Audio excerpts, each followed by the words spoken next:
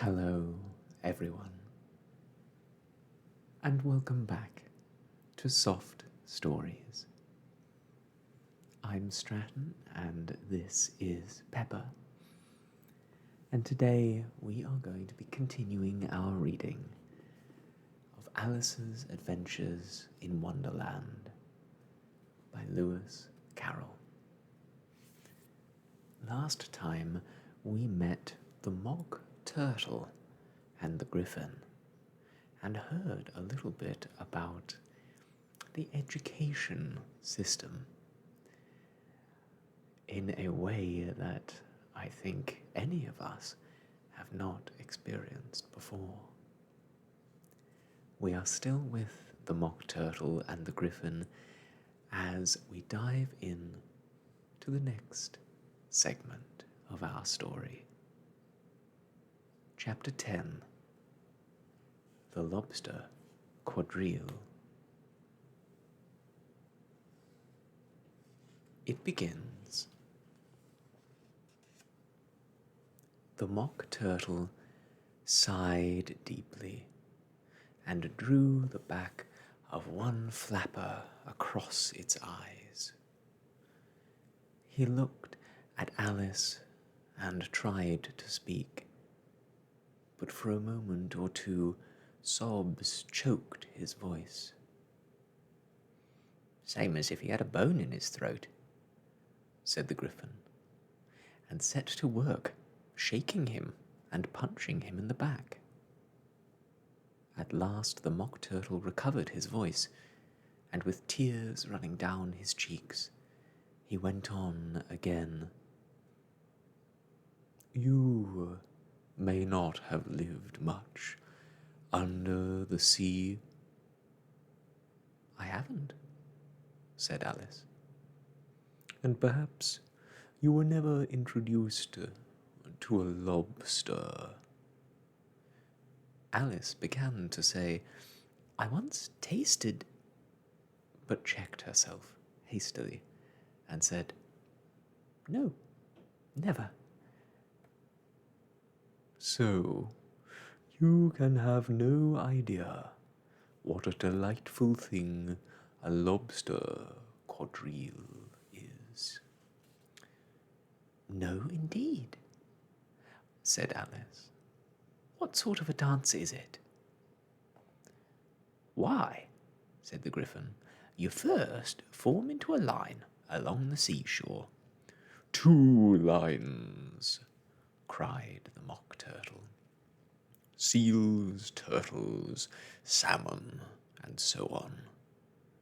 Then, when you've cleared all the jellyfish out of the way—" "That generally takes some time," interrupted the Griffin. "You advance twice—" "Each with a lobster as a partner," cried the Griffin. "Of course," said the Mock Turtle. "Advance twice, set to partners."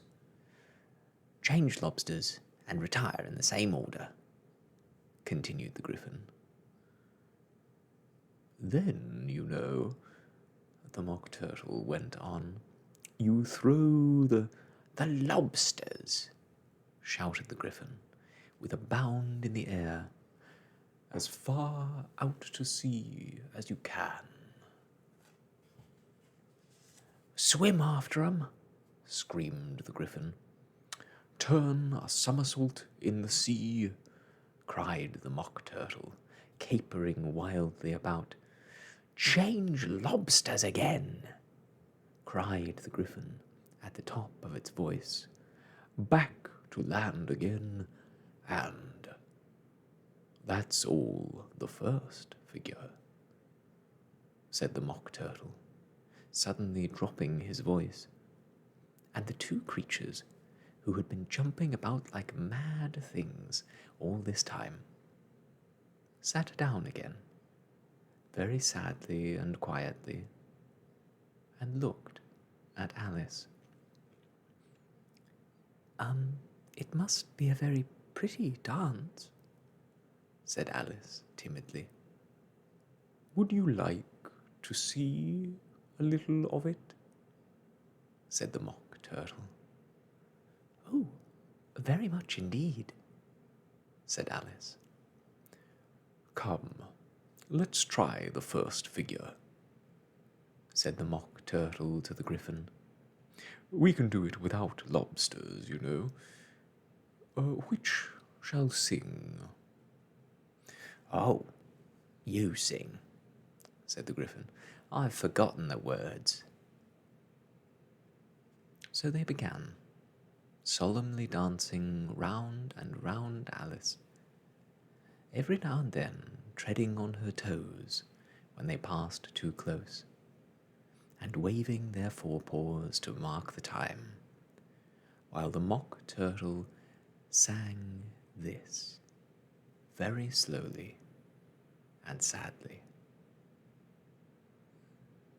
"Will you walk a little faster?" said a whiting to a snail. "There's a porpoise close behind us, and he's treading on my tail. See how eagerly the lobsters and the turtles all advance. They are waiting on the shingle. Will you come and join the dance? Will you, won't you? Will you, won't you? Will you join the dance? Will you, won't you? Will you, won't you? Won't you join the dance?" You can really have no notion how delightful it will be when they take us up and throw us, with the lobsters, out to sea. But the snail replied, "Too far, too far," and gave a look askance. Said he thanked the whiting kindly, but he would not join the dance. Would not, could not, would not, could not, would not join the dance. Would not, could not, would not, could not join the dance. "What matters it how far we go?" his scaly friend replied. "There is another shore, you know, upon the other side. Further off from England, the nearer is to France. Then turn not pale, beloved snail, but come and join the dance. Will you, won't you? Will you, won't you? Will you join the dance? Will you, won't you? Will you, won't you? Won't you join the dance?"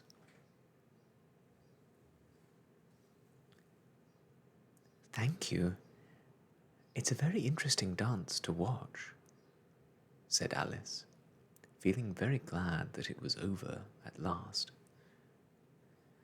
"And I do so like that curious song about the whiting." "Oh, as to the whiting," said the Mock Turtle, you've seen them, of course." "Yes," said Alice, "I've often seen them at She checked herself hastily. "I don't know where Din might be," said the Mock Turtle, "but if you've seen them so often, of course you know what they're like." "I believe so," Alice replied thoughtfully. "They have their tails in their mouths, and they're all over crumbs." "You're wrong about the crumbs," said the Mock Turtle. "Crumbs would all wash off in the sea, but they have their tails in their mouths. And the reason is..." Here the Mock Turtle yawned and shut his eyes. tell her about the reason and all that, he said to the Griffin. The reason is, said the Griffin, that they would go with the lobsters to the dance, so they got thrown out to the sea. So they had to fall a long way. So they got their tails fast in their mouths, so they couldn't get them out again. That's all. Thank you, said Alice. It's very interesting. I never knew so much about a whiting before. I can tell you more than that if you'd like, said the Griffin.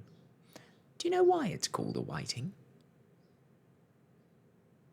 I never thought about it, said Alice. Why? It does the boots and shoes, the Griffin replied, very solemnly. But Alice was thoroughly puzzled. Does the boots and shoes? She repeated in a wondering tone. Why, what are your shoes done with? Said the Griffin. I mean, what makes them so shiny? Alice looked down at them and considered a little before she gave her answer. They're done with blacking, I believe. Boots and shoes under the sea, the Griffin went on in a deep voice, are done with whiting. Now you know. And what are they made of? Alice asked in a tone of great curiosity. Soles and eels, of course, the Griffin replied rather impatiently. Any shrimp could have told you that. If I'd been the whiting, said Alice, whose thoughts were still running on the song, I'd have said to the porpoise, keep back, please. We don't want you with us. They were obliged to have him with them, the Mock Turtle said. No wise fish would go anywhere without a porpoise.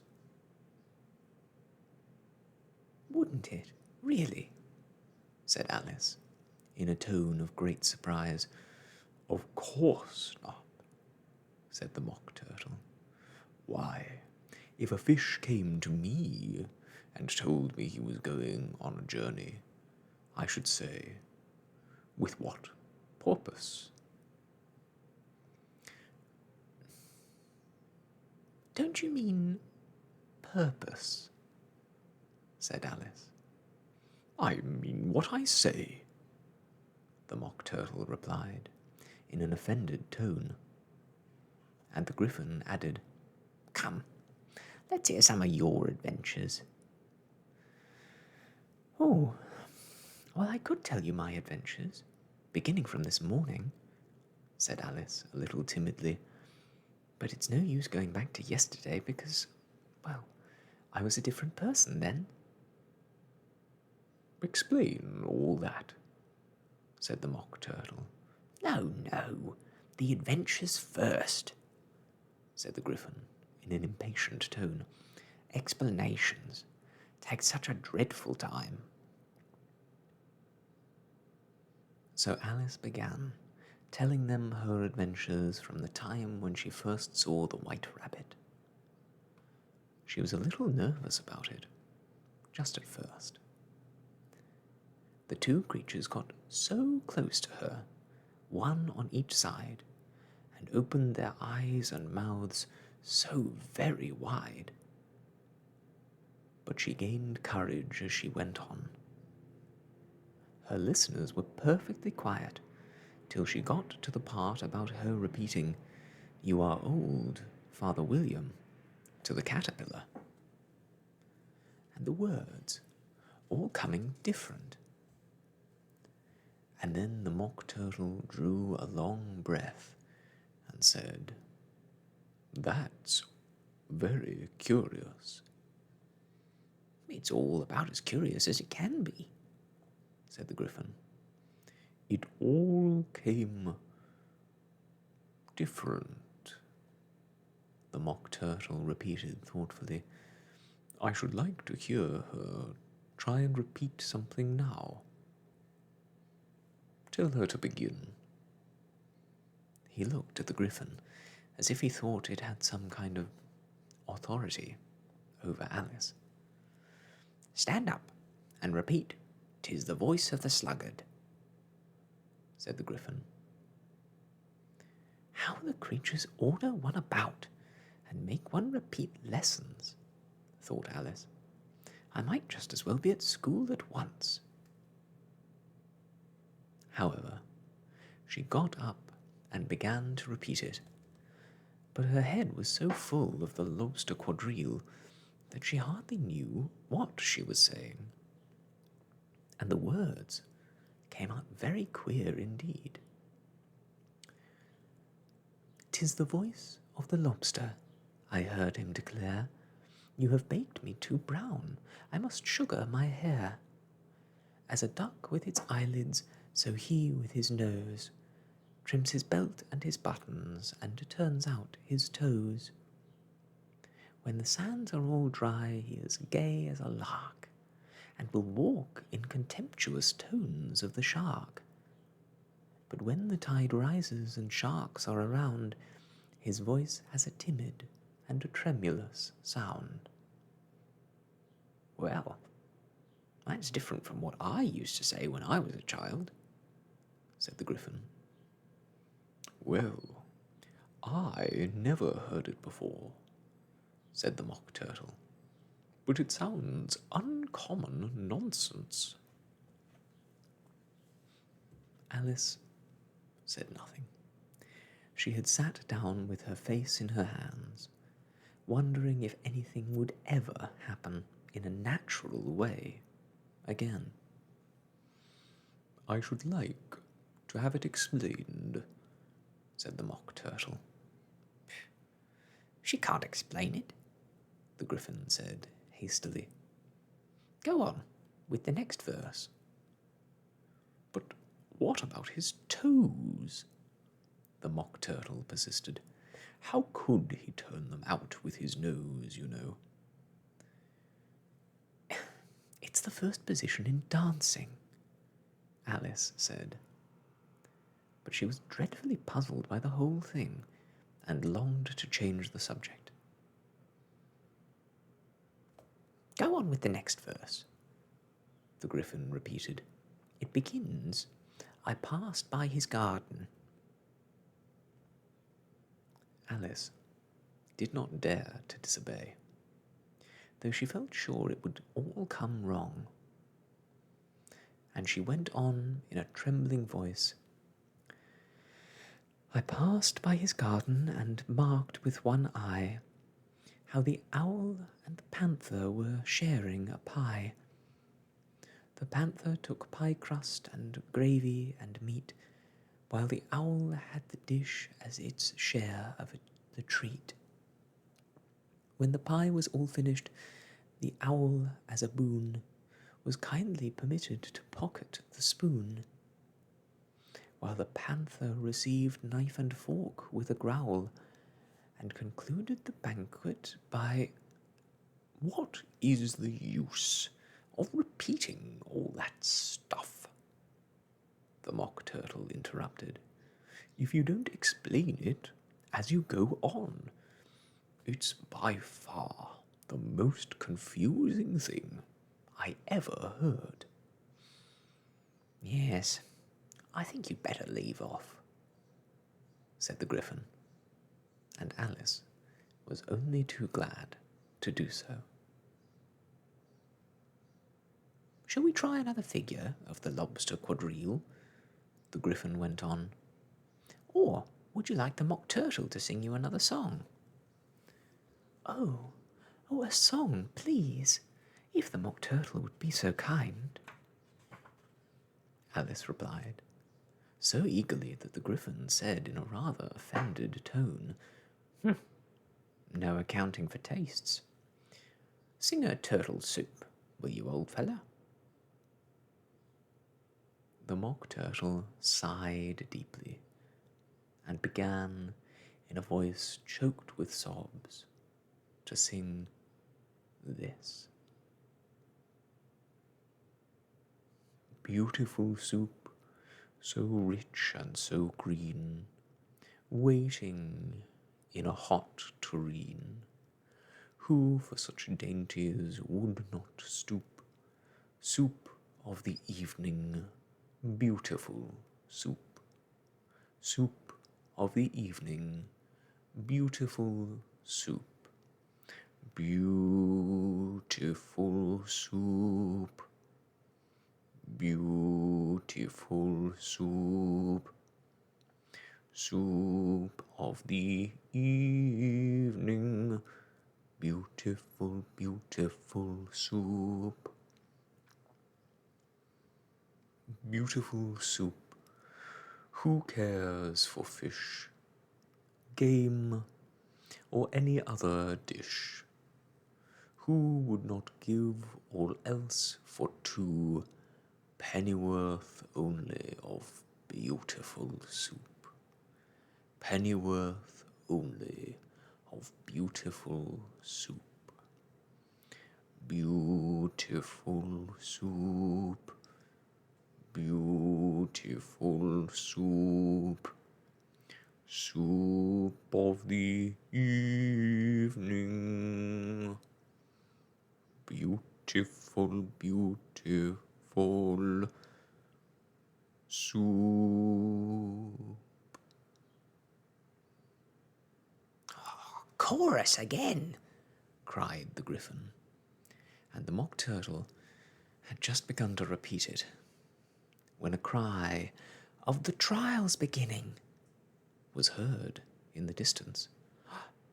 Come on, cried the Gryphon, and taking Alice by the hand, it hurried off, without waiting for the end of the song. What trial is it?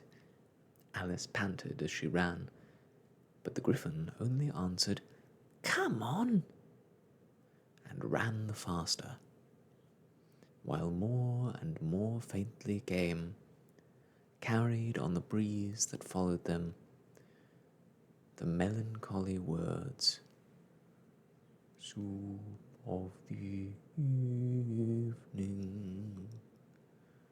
beautiful, beautiful soup."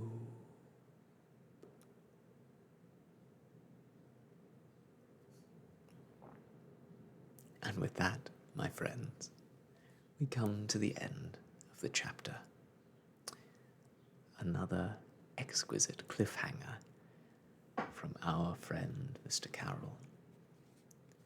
I look forward to finding out about this seeming trial of the century. But that will be next time on Soft Stories. Thank you all so much for joining me today. I look forward to seeing you again soon. But until next we meet, I must wish you all the best.